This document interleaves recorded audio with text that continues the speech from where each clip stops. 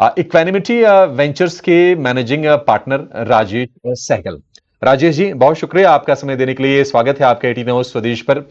राजेश जी, अक्टूबर काफी अच्छा गुजरा और गुजरा इस उम्मीद में कि शायद एफआईज भी आ जाएंगे, ट्रेड डील को लेकर अच्छी खबरें आ जाएंगी। अब थोड़ी सी ना अब दोनों चीजों को लेकर दुविधा की स्थिति है, क्योंकि एफआईज फिर से बेच रहे हैं, ट्रेड डील अब तक हुई नहीं है। नंबर्स शुरुआत में तो अच्छा है, अब थोड़े से ना मिक्स्ड आ रहे हैं। आप जरा ये बताइए कि बाजार की चाल यहां से आप क्या देख रहे हैं और आपको क्या लगता है कि अब ऊपरी स्तरों से जो थोड़ी बहुत प्रॉफिट टेकिंग आ रही है, ये एंट्री का मौका है या फिर जिन्होंने अभी तक एंट्री नहीं की है वो थोड़ा सा संभल के रहे बाजार में? जी, नहीं अभिषेक जी, संभल के तो रहना ही है इस बाजार में।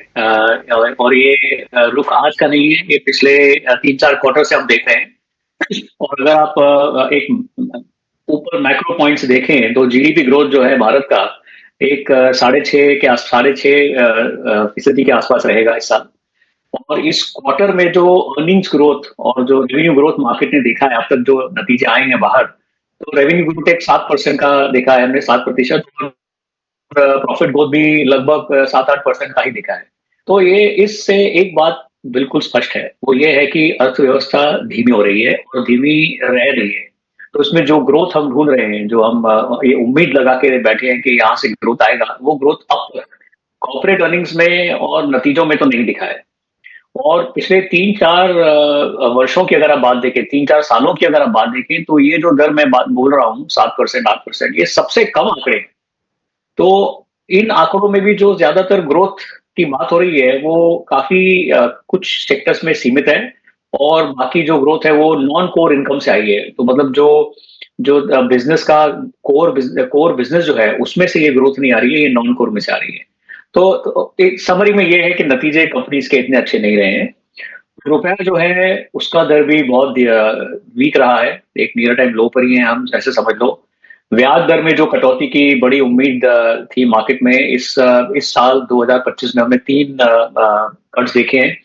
और 25 बेसिस पॉइंट, और अभी लास्ट वाला जो 50 बेसिस पॉइंट हुआ था, ऐसा एक्सपेक्टेशन लगाया है मार्केट ने। जो फिक्स्ड इनकम मार्केट से दिख रहा है कि दिसंबर में और एक कटौती की संभावना है। तो वो अगर कटौती आती है तो एक ग्रोथ को इम्पिटस मिलेगा, थोड़ी उसको सपोर्ट मिलेगी।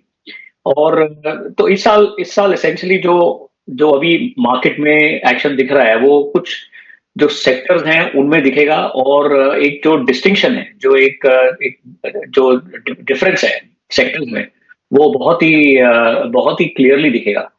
मार्केट का लेवल, जैसे कि आपने अपने इंट्रोडक्शन में कहा कि 25,500 का जो लेवल है, सपोर्ट का लेवल है, वहां पर मार्केट आया है, वो क्रॉस हुआ है बहुत समय के बाद। पिछली बार भी हमारी ये बात हुई थी कि 25,000 का जो लेवल है, वो एक मार्केट में बहुत ही एकदम स्ट्रॉन्ग सपोर्ट, स्ट्रॉन्ग रेजिस्टेंस बन गया था। 2024 की अगस्त से अब तक 6 बार वो लेवल क्रॉस हुआ है। ये पहली बार है कि 25,000 क्रॉस करने के बाद मार्केट 26,000 की तरफ की और थोड़ा बढ़ा है, बट वहां से अभी फिर थोड़ा करेक्ट होता हुआ लगता है। तो वैल्यूएशंस जो हैं वो निफ्टी के एक 21-22 टाइप्स पे चल रहे हैं। अगर कॉर्पोरेट अर्निंग्स की ग्रोथ नहीं आएगी तो ये महंगा मार्केट है। कॉर्पोरेट अर्निंग्स की ग्रोथ अगर दिखेगी, कॉर्पोरेट में रेवेन्यू ग्रोथ दिखेगी, प्रॉफिट ग्रोथ दिखेगा, तो ये दर जो है यहाँ से मार्केट ऊपर जाएगा। ये ऐसा हमारा मानना है। बिल्कुल सर, मार्केट पर आपकी राय होगी। Good morning, Tripti here. Sir, pharma morning. Sector की बात करते हैं। डिफेंसिव सेक्टर के तौर पर काम करता है वॉलेटाइल मार्केट में। फिलहाल आज के सेशन में फार्मा पर भी दबाव है। क्या इस सेक्टर को लेकर आप राय रखते हैं?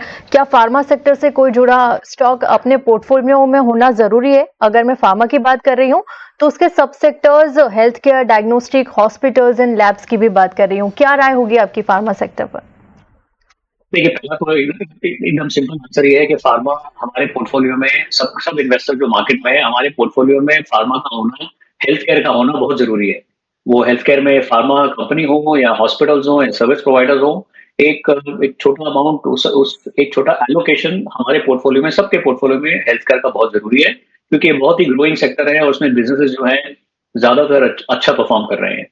बट ये रिजल्ट्स अगर आप देखें तो रिजल्ट्स में एक मिक्स्ड एक व्यू निकला है।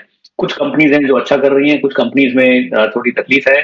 खास करके वो कंपनीज जो ज्यादा एक्सपोर्ट रिलायंट हैं, ज्यादा यूएस मार्केट में काम कर रही है, उसमें अनसर्टेनिटी ज्यादा हो गई है।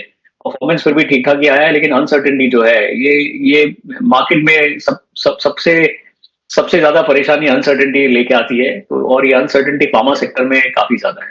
तो हमारे पोर्टफोलियो में जरूर होना चाहिए फार्मा, लेकिन कॉशियस रह के। सभी सभी फार्मा कंपनी एक ही जैसी नहीं है। ठीक है, थोड़ा कॉशियस रहेंगे। कॉशियस रहने की बात की राजेश जी आपने, तो मैं आपसे ये पूछना चाहूंगा कि और कौन से स्पेसेस हैं जहां पर आप थोड़े कॉशियस हैं, और जो क्वार्टर टू के नंबर्स आए हैं इसके बाद वो एरियाज आप बताएंगे जहां पर आप थोड़े बुलिश हो रहे हैं। जी जी। देखिए, क्वार्टर टू का रिजल्ट अगर देखें, अपनी डिस्कशन वहां तक अगर सीमित रखें, तो तीन सेक्टर्स हैं जहां पे प्रॉफिट अच्छे आए हैं, प्रॉफिट ग्रोथ अच्छी आई है। एक है मेटल्स, दूसरा है कैपिटल गुड्स और तीसरा है आईटी। अब ये इस क्वार्टर की बात हुई, लेकिन अगर आप एक लॉन्गर टर्म व्यू देखें तो ये तीनों सेक्टर में एक कैपिटल गुड्स है जिसमें काफी ग्रोथ दिख रहा है, क्लियर दिख रहा है। मेटल्स में भी थोड़े लेवल तक ग्रोथ दिख रहा है। आईटी में ये जो अनसर्टेनिटी की हमने बात की अभी, जो ये डिसीजन नहीं हो रहा है कि इंडिया यूएस का क्या होगा, आई थिंक उसकी वो अनसर्टेनिटी की वजह से आईटी सेक्टर थोड़ा एक रुका हुआ है, ऐसे ऐसे मानिए। बाकी दो जो हमारे सेक्टर्स हैं जो सबसे अच्छा और स्ट्रॉन्ग परफॉर्म कर रहे हैं, एक हमने हेल्थ केयर की बात की, दूसरा बैंकिंग सेक्टर है। ये सेक्टर बैंकिंग और कंज्यूमर भी इस क्वार्टर में इनके नतीजे इतने अच्छे नहीं आए हैं, लेकिन ये दोनों सेक्टर हैं, ये दोनों सेक्टर हमारी जीडीपी से जुड़े हुए हैं। अगर हमारी जीडीपी 6.5-7% पे ग्रो हो रही है, तो बैंकिंग और कंज्यूमर का ग्रो होना निश्चित है। ऑफ कोर्स जो कंज्यूमर है उसमें अगर आप एक्सपोर्ट ओरिएंटेड कंपनीज देखें तो वो धीमी गति पे ग्रो हो रही हैं, क्योंकि अनसर्टेनिटी ज्यादा है। डोमेस्टिक में भी अगर आप देखें, कंज्यूमर कंपनी की धीमी जो ग्रोथ है वो धीमी है। तो थोड़ा कॉशियस रहना जरूरी है इन दो सेक्टर्स में। ठीक है। राजेश जी, मेटल में लोगों ने पैसे बनाए हैं, लेकिन मेटल मतलब दिक्कत यह है कि थोड़ा सिक्लिकल है। ग्लोबल जो परिस्थितियां बनती है उसके आधार पर हम देखते हैं कि प्राइसेस फिर फ्लक्चुएट करते हैं। मेटल को लेकर आपका व्यू क्या है? क्या निवेश के लिए इसको कंसीडर करें या ना करें? आज हम देख रहे हैं कि मतलब हिंडाल्को का शेयर क्रैश हो रहा है क्योंकि नोवेलिस का नंबर कमजोर है, उसके चलते सारे के सारे शेयर थोड़े बिकवाली झेल रहे हैं। क्या बाय ऑन डिप्स करनी है या फिर मेटल से दूर रहें? मेटल्स जो है, इसमें दो दो फैक्टर्स होते हैं जो यूजुअली इम्पैक्ट करते हैं नंबर्स को और ग्रोथ को। एक तो ये है कि कितना मेटल बिजनेस में यूज हो रहा है, कि कहाँ पे कौन सी कंट्रीज में, जैसे कि इंडिया है, चाइना है, अभी यूएस में इंफ्रास्ट्रक्चर की इन्वेस्टमेंट्स होंगी, कौन सी इकोनॉमीज में ज्यादा ग्रोथ हो रही है और मेटल्स कंज्यूम होगा। तो ये हुआ बिजनेस का एस्पेक्ट जो मेटल्स का है। दूसरा जो मेटल्स को प्रभाव करता है, इम्पैक्ट करता है, वो है ट्रेडिंग। मेटल्स में काफी ट्रेडिंग होती है, काफी लोग पोजीशन लेते हैं, सट्टा करते हैं। एक उसका फ्लो होता है और वो डिपेंड होता है लिक्विडिटी पर। तो ग्लोबल जो लिक्विडिटी है, उसका क्या हाल चाल है, वो इम्पैक्ट करता है। आई थिंक इन दोनों के बीच में अगर आपका ये ध्यान बने कि कंजम्पशन जो है, मेटल का जो यूज है वो बढ़ता रहेगा। जैसे कि इंडिया में फॉर एग्जाम्पल, भारत में हम लोग इतना इंफ्रास्ट्रक्चर खड़ा कर रहे हैं, इन सबके लिए मेटल की जरूरत है। कंज्यूमर कंपनी ग्रो होंगी, उनके लिए मेटल्स की जरूरत है। कैपिटल गुड्स जो बनाने हैं, वहां मेटल की जरूरत है। तो मेटल्स की कंजम्पशन पे आप ध्यान रखिए। ट्रेडिंग और वो जो लिक्विडिटी का एक इफेक्ट होता है, आई थिंक उससे थोड़ा दूर रह के कॉर्पोरेट जो या गवर्नमेंट जो यूज कर रही है मेटल, जो एक्चुअल कंज्यूम होगा, उस पर ध्यान रखें। तो मेटल में थोड़ी थोड़ी स्ट्रेंथ है, तो वीक नहीं है। हम ऐसा नहीं कहेंगे कि मेटल से दूर रहिए, बट थोड़ा सिलेक्टिव रहना होगा। सेलेक्टिव रहना होगा। आप कंपनी को अच्छे से जांचिए, परखिए, उसके बाद ही आप मेटल पर निवेश का फैसला लीजिए। राजेश जी, बहुत शुक्रिया, आज आपने समय हमारे लिए निकाला और आपने विस्तार से तमाम सेक्टर्स पर और बाजार के आउटलुक को लेकर हमसे चर्चा की। Thank you so much sir. चलिए, शो को फिलहाल यहीं पर